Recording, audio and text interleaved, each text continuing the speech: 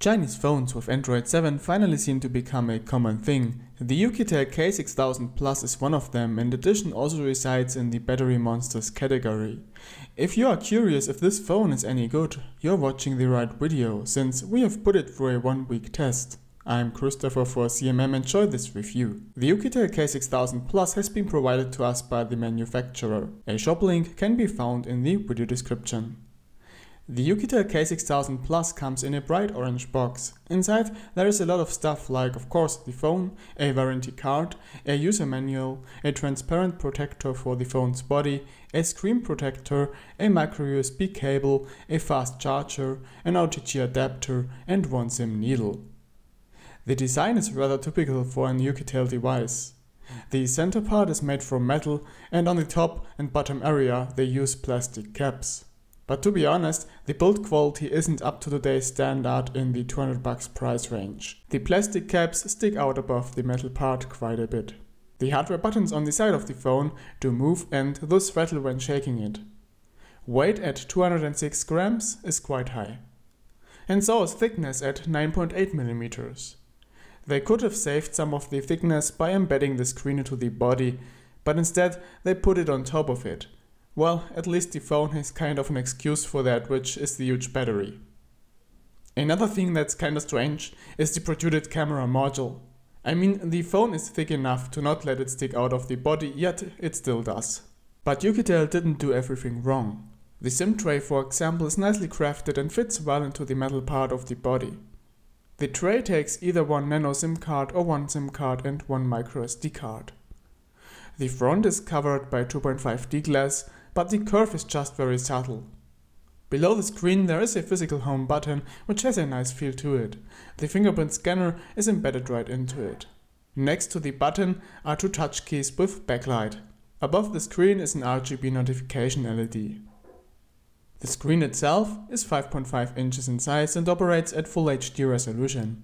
It is manufactured by AU Optronics. The screen generates a sharp picture with great contrast and intense colors. What some might dislike is the reddish tint of the screen. Screen brightness is quite high and the screen offers a decent outdoor readability. Distribution of the screen brightness isn't perfect, sadly. On the lower area the screen is noticeably brighter than on the remaining screen estate. The touch screen works very well, it supports 5 touch points and the reaction time and precision is very good. Fast typing works great on this one. The screen glass used is Asahi glass, which managed to remain scratch-free during the whole testing period. Gliding properties are good, but it does attract fingerprints. The Oukitel K6000 Plus uses the MT6750T SoC, a mid-range processor. It offers 8 Cortex A53 cores, which are clocked at 1.5 GHz. For graphics, there is a Mali T860 GPU. The SoC delivers sufficient performance for everyday apps. But Oukitel could still try to optimize the system a little, since there is some stutter every once in a while. Currently the phone still runs the first firmware version, so expect some improvement over time. Regarding games, the Oukitel K6000 Plus offers enough power for non-demanding games. Frame rates are good even at new games if you set graphics down a bit. Asphalt Extreme has been very playable at MDPI and optimal details. Unkilled was running fine at medium graphics settings. GT Racing 2 runs smooth at high graphics settings and so does Dead Trigger 2. The Oukitel K6000 Plus offers 4GB of RAM, which is enough for a decent multitasking experience. The speed isn't the best, but not too slow either. The 64GB internal memory is quite a generous amount and the speeds of it are satisfying. Funny enough, it reaches higher writing than reading speeds. Micro SD cards reach an acceptable speed that is situated in the mid-range.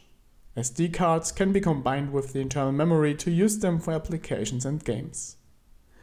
Something quite unacceptable are sensors. Oukitel did advertise a gyroscope, yet there is none. And not only that, there is no compass and no step counter either. The only sensors you get are an accelerometer, proximity and light sensor.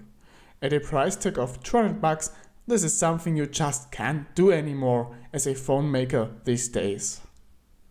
The fingerprint scanner works surprisingly well. It does have some issues with wet or oily fingers, but besides of that, works very fast and reliable. A short touch is enough and the phone unlocks within way less than a second. The Oukitel K6000 Plus runs Android 7.0 Nougat with the April security patch. The system hasn't been customized much in terms of design, they changed the launcher and used custom app icons. The system comes with all languages supported by Android, and the Google Play Store is pre-installed and works just fine. While testing the phone, besides of some UI stutters, we haven't spotted any big bugs.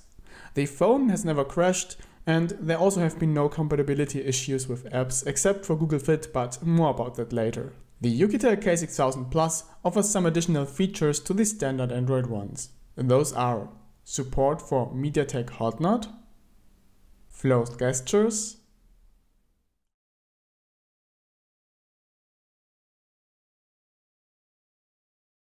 one-hand float view,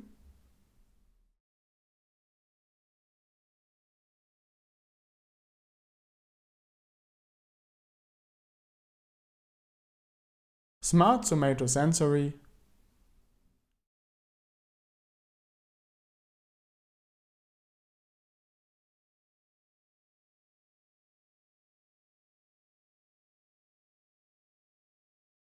gesture motion,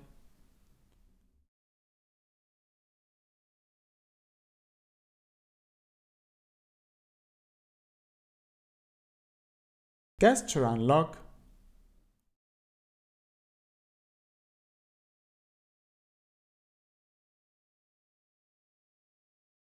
and a one-hand mode which makes using the phone with one hand easier.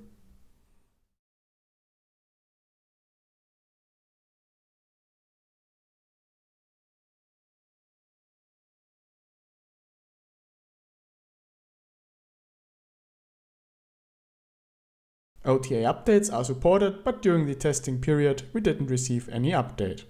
The Oukitel K6000 Plus offers a decent reception quality. LTE is supported, including the LTE band 20. The Wi-Fi reception quality is a bit weaker. Next to the router we got around 50 Mbit per second, but one floor below speed dropped significantly. In rooms with very weak signal we experienced signal losses. Bluetooth works fine. One room away from the phone there have been no signal losses or distortions when using headphones. GPS works very well too. White GPS displays a first fixed time of 3 seconds, which is an outstandingly good result. Signal strength of satellites looks great too. During navigation we haven't noticed any shortcomings. Sudden changes in directions are picked up immediately. It's just said that there is no gyroscope, which means that it is not optimal for walking navigation. Problems we experienced are related to Google Fit. Recently, there have been a lot of phones based on MediaTek processors which had issues with Google Fit. The K6000 Plus is one of them. During an active tracking session, it does not display the distance, speed and average speed, despite the route being accurately picked up on the map. Alternative apps like Rantastic, however, work fine. The internal media speaker of the Oukitel K6000 Plus is a real letdown. It sounds extremely flat and hurts in the ears at high volume. There is not a single trace of bass playback. Starting at 60% volume, it starts to show distortions which get extremely intense at maximum volume. The speaker really is unusable.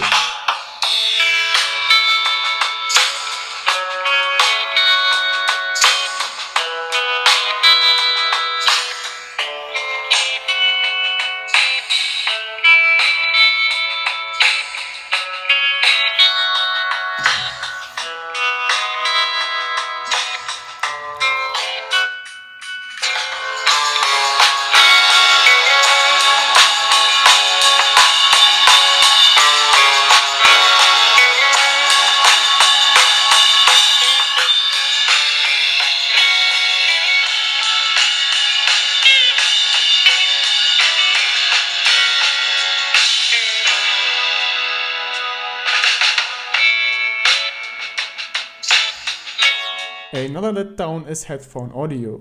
The phone is supposed to come with a dedicated amplifier, but we haven't noticed any of this. Audio quality itself is good, but the maximum volume is way too low. Another disappointing thing is that there's no noise cancelling microphone. Telephony quality is average, it sounds a bit tinny, but it's understandable and the earpiece is quite loud. The Oukitel K6000 Plus comes with a 16 megapixel main camera with f2.0 aperture and a 8 megapixel front camera with f2.4 aperture. The main camera is supported by a single LED flash. At daylight, the camera creates nice and mostly sharp pictures, no matter if it's landscape, macro or close-up shots. Just towards the sides of the pictures there sometimes is a bit of blurriness, but nothing dramatic. Pictures do have a bluish tint, which sometimes varies in intensity.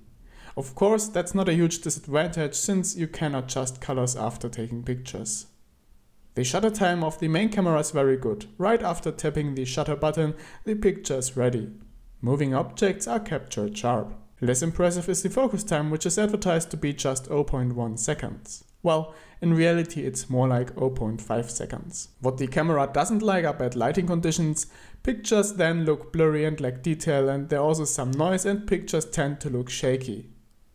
The single LED flash is surprisingly bright, but it makes colors look washed out and often tends to cause overexposure in pictures. Recorded videos do look okay, but there is no EIS despite being offered in the settings. The audio quality is surprisingly good. Autofocus sadly does not work, so you need to do tap to focus. The front camera does acceptable shots at daylight, which are good for selfies without any big quality demands.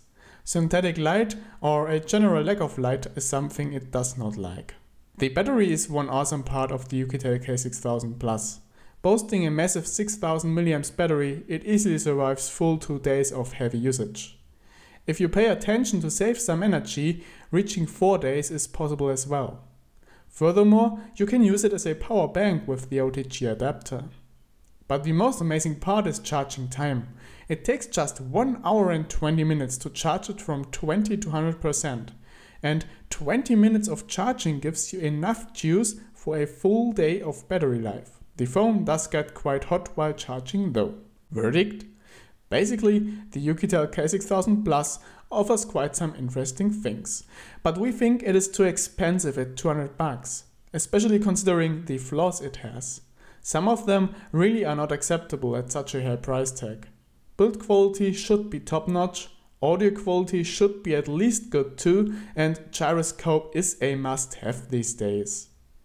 Now if you look at what Xiaomi does offer with the Redmi Note 4X for much less money, there really is no reason to pick the Oukitel K6000 Plus over it, except you happen to be an Oukitel fanboy or just love those low-profile phone makers.